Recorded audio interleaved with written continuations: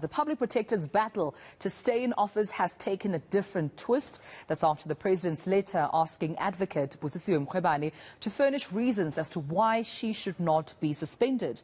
Meanwhile, the parliamentary probe into her fitness to hold office gets underway. So let's discuss the implications of this. We're now joined by Casac's Executive Secretary, that's Mr. Lawson Naidoo. Thank you for your time, Mr. Naidoo, and good morning to you. We've been reading a couple of tweets coming in asking why is the option even available to her. Some saying suspend her rather already. There's no need for this futile exercise. What is your view? Should she be suspended immediately or rather be given a chance to explain why she should not be suspended? Good morning, Tumelo. Thank you very much. Look, I have some sympathy with those sentiments that are being expressed because the Constitution does give the President the authority to suspend the head of a Chapter 9 institution once proceedings for that person's impeachment are underway in the National Assembly, which is the case now in relation to Advocate Mkhwebane. But of course, I think the President is being ultra cautious given the litigious nature of Advocate Mkhwebane in this whole matter from the time that the complaint was laid in the National Assembly over 2 years ago.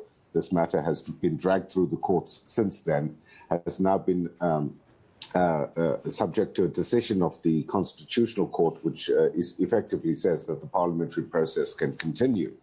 And so, it's now the appropriate time for the suspension issue to be raised.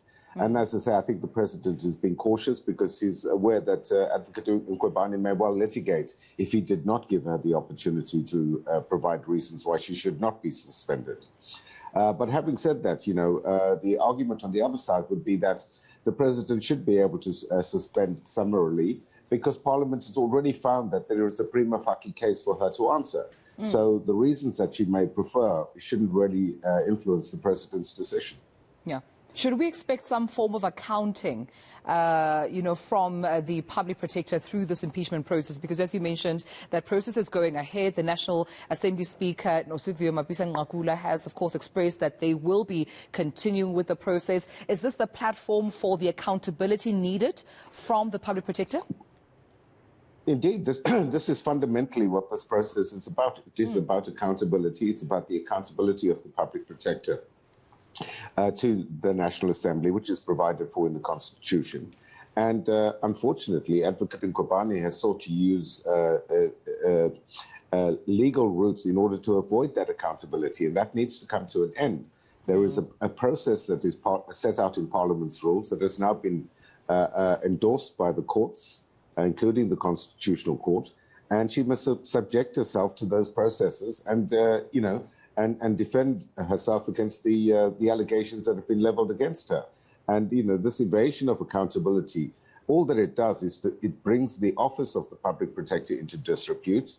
And the issue of suspension is to protect the integrity of that office. So, someone clinging on to that office does the public no good whatsoever and really just further lowers the respect for that institution. But with that being said, because you did mention, Lawson, that she has almost tried to evade, appearing before Parliament, are there any other options that we should expect from Busisiwe, especially legally, to take in this time around when dealing with, of course, this letter from the President, but also with the impeachment process? Well, we know that, there were issues raised about, the President's potential conflict of interest because of the litigation that had been pending between the President and the public protector relating to the CR17 matter. That matter has now been finally resolved, including the application for rescission that the Advocate Mkhwebane launched in the Constitutional Court, which was dismissed.